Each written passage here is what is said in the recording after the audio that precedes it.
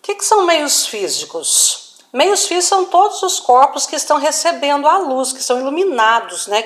Recebem a luz de uma fonte primária. Bom, quanto a esses meios físicos, eles podem ser classificados de 3 tipos. O meio transparente, que são aqueles meios que permitem a passagem de luz através deles. E essa luz os atravessa de forma regular e bem definida, de modo que a gente olha através desses meios e a gente vê claramente os objetos. A gente vê esses objetos com nitidez. Por exemplo, esse vidro que eu estou usando, esse celular, está em cima de uma placa de vidro. O vidro de uma vitrine, a loja coloca um vidro transparente, porque não tem sentido ela colocar um vidro fosco. Ela coloca um vidro transparente para que a gente olhe lá através daquele vidro e observe as mercadorias, as roupas, os sapatos, etc., o que essa loja esteja vendendo. O ar, o ar limpo, a água pura, o vidro polido, que é esse vidro das vitrines, o vácuo, O vácuo é o único meio totalmente, absolutamente transparente, tá? Então, meios transparentes, eles deixam a luz atravessar eles com muita facilidade, com regularidade, e a gente olha através desses meios e vê os objetos com nitidez.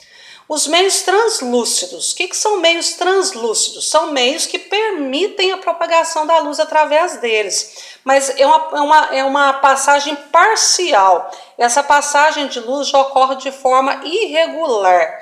De forma que a gente olha através desses meios e a gente até percebe uma certa luminosidade e às vezes até a silhueta dos objetos, mas a gente não consegue enxergar esses objetos com nitidez. É o caso do vidro fosco, da neblina, alguns plásticos, papel vegetal, papel manteiga, uma cortina clara, esse vidro fosco, muitas vezes que a gente coloca em vitrô, ele é um meio transparente. Às vezes a gente olha ali através dele, a gente vê que tem uma pessoa, que tem alguma árvore, alguma coisa. Só que a gente não consegue identificar muito bem. Por quê? Porque a luz atravessa esses meios parcialmente, de forma irregular. Passa, mas não passa completamente. E por fim, o meio opaco. Meios opacos são aqueles meios que não permitem que a luz se propague, quer dizer, não permitem que a luz os atravesse, passe através deles. Exemplo, madeira, tijolo, papelão, metais. Não podemos, importantíssimo, não podemos enxergar através de um meio opaco, Então a gente não enxerga através da parede, Aí só o caso do super-homem mesmo. Bom, a óptica geométrica, ela se baseia em 3 princípios básicos, tá? Cujo primeiro princípio é importantíssimo, que é o princípio da propagação retilínea da luz. O princípio da propagação retilínea da luz, ele diz o seguinte, que nos meios homogêneos e transparentes, a luz se propaga em linha reta. A luz anda retilineamente, em linha reta. É interessante que esse princípio é importante pelo seguinte, se a luz anda em linha reta, isso permite, como consequência, isso permite a formação de sombra atrás dos objetos, dos corpos opacos, tá?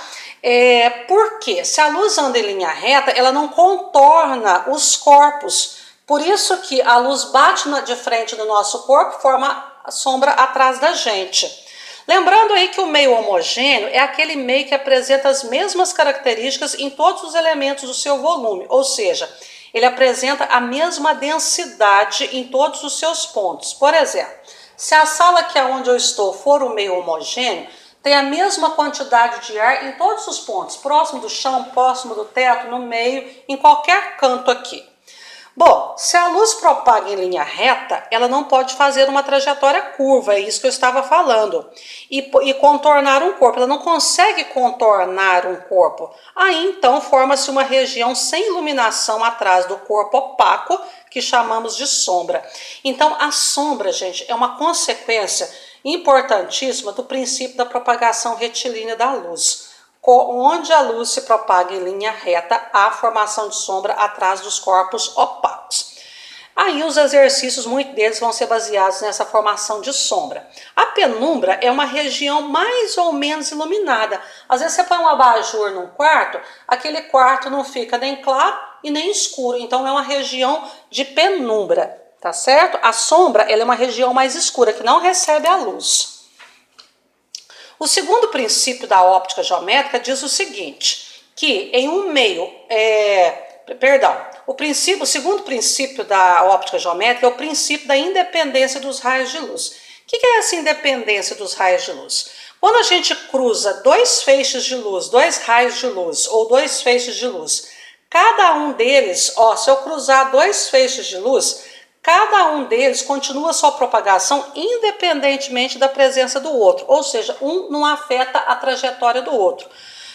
Por exemplo, em shows, se a gente observar, num palco iluminado, tem muitos holofotes, né? Às vezes em grandes shows tem um engenheiro só de iluminação, e esses holofotes ficam se cruzando, o verde, o azul, o vermelho, o amarelo, e nenhum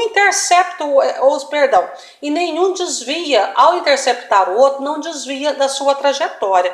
Então, quando cruzamos dois feixes de luz, cada um segue o seu caminho como se o outro não existisse. Um não interfere na trajetória do outro. E por fim, o terceiro princípio da óptica, que é o princípio da reversibilidade dos raios de luz. O que é uma coisa reversível? Uma coisa reversível é aquela que tem ida e tem volta. No caso aqui, esse caso da reversibilidade dos raios de luz diz o seguinte, que a trajetória que os raios de luz percorrem na ida é igual à trajetória que eles percorrem na volta. A trajetória percorrida pelos raios de luz é independente do sentido de propagação desses raios. Como assim? Vamos supor, um dos poucos exemplos que a gente tem da reversibilidade dos raios de luz é o seguinte, um motorista, vamos supor um motorista de táxi, entra um passageiro lá no banco traseiro do carro dele, aí ele olha através do espelho e cumprimenta aquele passageiro, ao mesmo tempo o passageiro cumprimenta o motorista. Isso só acontece se os dois olharem para o espelho no mesmo instante. Então, por que o motorista vê o passageiro? Porque o passageiro, estando iluminado, por exemplo, durante o dia, pela luz do sol, o passageiro reflete luz que bate no espelho e chega até os olhos do motorista. O passageiro reflete luz, bate no espelho que chega aos olhos do motorista.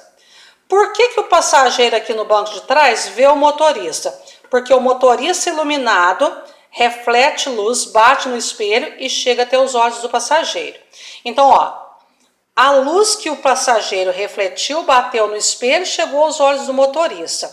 A luz que o motorista refletiu, bateu no espelho, chegou até os olhos do passageiro.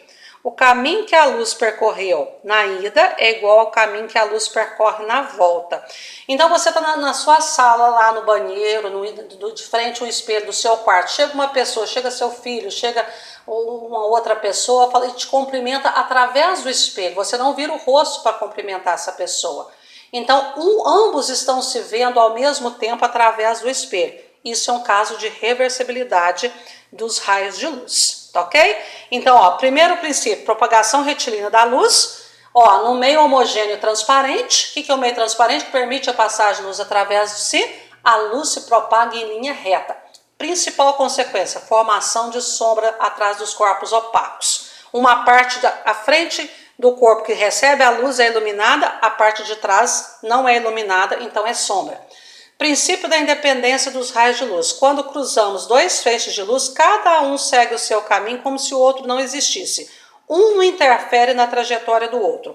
Reversibilidade dos raios de luz. O caminho que a luz percorre na ida é igual ao caminho que a luz percorre na volta. É o caso de motorista e passageiro estarem se vendo ao mesmo tempo através do espelho retrovisor.